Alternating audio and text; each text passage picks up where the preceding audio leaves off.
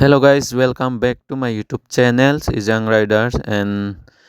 aprangsi kadok kabe afan stame ingdeng phokebra hini karbi riso nim sorong aje kardom pa jireglo kardom nono bang nili konat sidam ik bomma pulo tangte nang litum thumbnail kelang pen pustami chini ikbo ingdeng phokebra hini karbi riso nim sorong ajel katalona longan kapal idun jiaphan nili stame bang ik bomlo lapen kadok kawi stame chetong ik nang halada nono bang ke ni lista me wang ek bom lo non konat an sidong ik ma pulotang te dak kheroni 0 point mate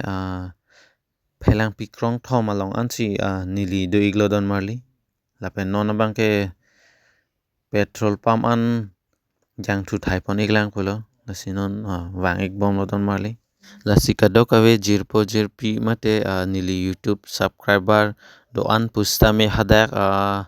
taralang sualong le chitong ik nang don marli kadok kaweta patomi pensi ke bang ik populo ene ke spons tame apor kadure jok patomi bang ke nang dun ikun edelo lase pini bang wang ik bom don marli lasi chitong ik nang kadok kawe pusta me de nono bang pulo tang te dak petrol pump an nang leik elo don marli ya non lo dak jang thu thai ponik po apen ke bang ik lo don marli nona bang pulo tang te jang thusta me thai ik lo don marli lasi nona bang ke di futara lang so an nang kapali phan nang bar ik bom lo ya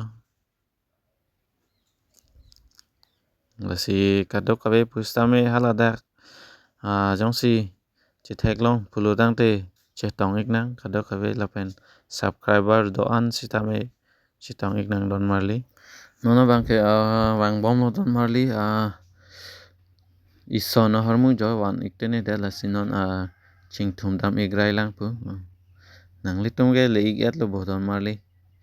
nili bangke apor kadure jo patumi malom pen stame nang bardon iklong le delo lasi non na bangsi ke bang populo yo lapen kadok kawe phan pustame chuning ri iglo nili channel kelang ber mate vlogs hai hui kelang vera korte do an pustame nili channel subscribe ik elang pulo tangte subscribe ik thodon marli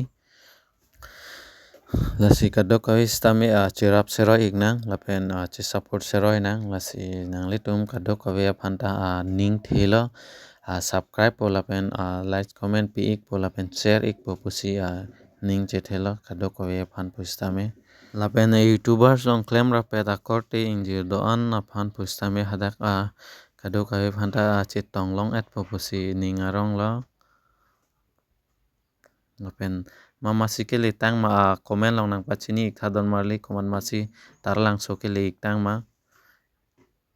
lapen nili subscriber tum pustame comment sang pi ik tha nang li tum taralang so le ik at lo ma don marli